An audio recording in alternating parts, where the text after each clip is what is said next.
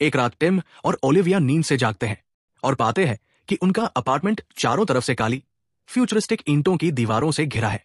हर दरवाजा, हर खिड़की बंद। कोई नेटवर्क नहीं, न पानी, न भागने का रास्ता। नीचे जाकर मिलती है एक लाश, हाथ कटे हुए, कमरे में छिपे कैमरे, और सामने आता है यूरी, जो कहता है ये दीवारें उन्हें किसी तबाही से बचा रही है। लेकिन जब एक लड़की आधे शरीर के साथ लौटती है, डर हकीकत बन जाता है। एक कोड से दीवारें घुलती है, पर बाहर भी सब कुछ सील है। क्या ये कैद है, या कोई अनुभव, या फिर कोई ऐसा राज जिसे कभी बाहर नहीं आना था? ब्रेक 2025 इंच, एक सांस रोक देने वाली थ्रिलर। कहानी शुरू होती है टिम के साथ, एक जीनियस गेम डिजाइनर जो नए नए वर्चुअल वर्ल्ड्स क्रिएट करता है। उस दिन भी वो अपने अपार्टमेंट में एक इंपॉर्टेंट ऑनलाइन मीटिंग में मशगूल होता है। सब कुछ स्मूथली चल रहा होता है, लेकिन अचानक उसका इंटरनेट का सिग्नल गायब हो जाता है, जैसे किसी ने डिजिटल दुनिया का दरवाजा बंद कर दिया हो। काम रुक जाता है। फ्रस्ट्रेशन में टिम की नजर एक पल के लिए थम जाती है। उसके जहन में पुरानी यादें उभर आती है।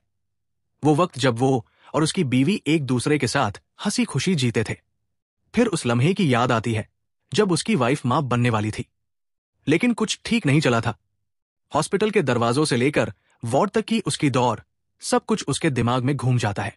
तभी एक अजीब सी खामोशी में उसकी बीवी अचानक घर लौट आती है। उसका वापस आना टिम को हैरान कर देता है, जैसे किसी पुरानी किताब का पुराना पन्ना खुद ब खुद पलट गया हो।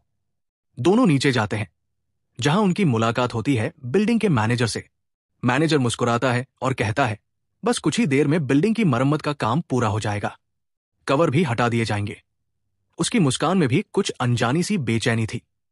तभी एक हेलीकॉप्टर उनके सिर के ऊपर से गुजर जाता है, तेज आवाजों के साथ। मैनेजर इंफॉर्म करता है कि बंदरगाह के आसपास के इलाके में भयानक आग लग चुकी है। टिम और उसकी बीवी उसी हालत में आगे बढ़ते हैं। टिम की बीवी उसे एक पुरानी कार दिखाती है, जो रिपेयर के बाद अभी अभी वापस आई है। दोनों उस कार में बैठकर पिज्जा एंजॉय करते हैं। उस वक्त टिम की बीवी कहती है, चलो पेरिस चलते हैं, जहां हम हमेशा जाना चाहते थे। मैंने अपनी जॉब छोड़ दी है।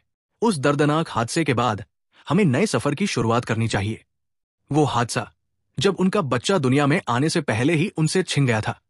टिम कुछ पल के लिए खामोश रहता है, फिर कहता है, मैं जाना चाहता हूं, पर अभी नहीं। मैं अपनी जॉब नहीं छोड़ सकता। तभी उसके ऑफिस से एक फोन कॉल आता है और टिम उसी में उलझ जाता है।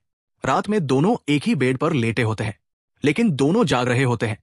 उसकी बीवी चुपके से आंसुओं में भीगती है। अगली सुबह टिम उठता है तो देखता है कि उसकी बीवी अपना सामान लेकर निकलने के लिए रेडी है। तुम कभी नहीं बदलोगे, वो कहती है। मैं जा रही हूं, लेकिन